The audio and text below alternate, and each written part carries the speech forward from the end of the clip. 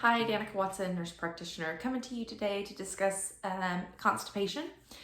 Disclaimer, this is not medical advice, recommendations, or a diagnosis. This does not take the place of a well child check or a sick visit. If you have any questions, please see your healthcare provider or your pediatrician. So this is not something that a lot of people like to talk about or are, it's not a common conversation, so to speak. And that is the conversation of your bowel movements. However, it is one that is extremely important when you are visiting with your healthcare provider. And I would say even more so as a child visiting with your healthcare provider and talking about your bowel movements. And one of the things is most children have constipation issues, and parents don't see it or they don't understand or know about it until it becomes a huge problem. And I see it day in and day out, and my bowel movements are normal, but really even when we do an x-ray and look at your stomach because you're having stomach pains, like it shows all this stool in your colon. So let's just kind of discuss a little bit about healthy bowel movements and constipation issues and things to look for.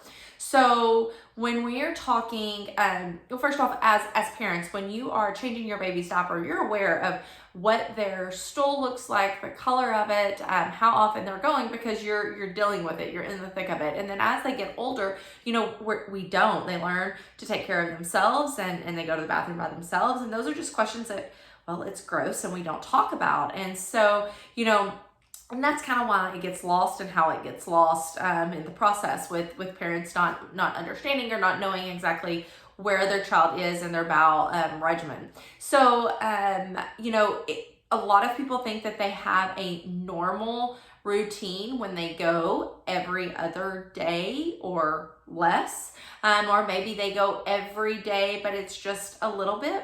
I ask, well, what does it look like?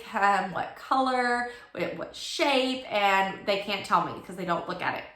So we need, as parents, to normalize the idea of when you go have a bowel movement that you're paying attention. Does it hurt when you do this process? Did you have to push really hard for it to come out? What does it look like? What shape is it and what color is it? And kind of store that in your memory. And then teach them of the things that aren't normal, right? We should not have to push really hard. We should not spend hours or many minutes, 30 minutes in the bathroom trying to have a bowel movement. It should not be real thin, right? Real thin and skinny. It should not be little bitty balls. It should not even be little bitty balls clumped together. And I know some of you are like, I cannot believe we're talking about this, but it's very necessary. It should be like a long, smooth, skinny tube, and it may be short, it may be long, and it really doesn't matter the size or the length, but more so the circumference and what color it is.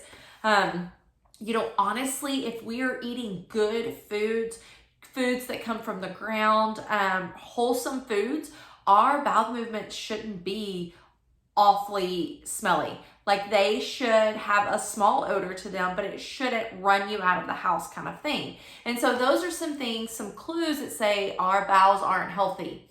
And I will say majority of the patients I see and the majority of Americans, they don't have healthy bowel movements because they don't have a healthy bowel. They don't have healthy colons. They don't have healthy stomachs, and it just triggers all the way up. And it's because what we put in our mouth is not the healthiest of items. And especially if you know you're on the go and you're eating fast food more often than you're not, or you're doing, I'm gonna call a lot of people out here, if you're doing cereal at night and in the morning, or if your diet or your kids' diet is one that's a lot of processed foods, a lot of carb overload, even a lot of sugar, then you can expect for their stool to be super sticky, super firm, and them not going as often as they need to. So with that being said, if you know that their diet is horrible and this is the way it is, and you want them to have good bowel movements, you need to add in lots of water. You need to make sure you or your child are drinking a lot of water. You need to make sure that you can get fiber in where you can, squeeze it in. Research the high fibrous foods and try to get those in. And I suggest a probiotic for all, whether you have healthy stools or not. Everyone needs a probiotic, but especially if you're having stomach issues and constipation issues.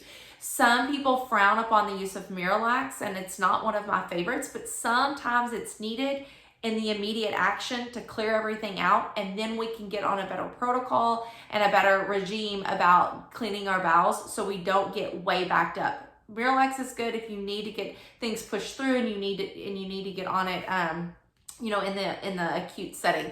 Another thing that I really like to tell my parents about is magnesium. I mean, magnesium is a great thing to do. We're all deficient in it. We all need it, and it works really well to help relax the colon and help the paralysis of your intestines, to move the stool around, move that waste around, to help you relieve that.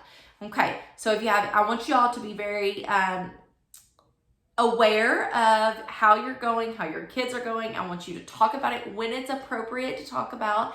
That way, when you come to the physician's office, you come see me and I ask these questions, you know what to say, you know how to answer them. And if your kid comes to you and they're like, my tummy hurts, I don't feel good, and then you can kind of weed through this yourself, right? I just gave you all the answers you need. I hope this helps. I hope this clears some things up.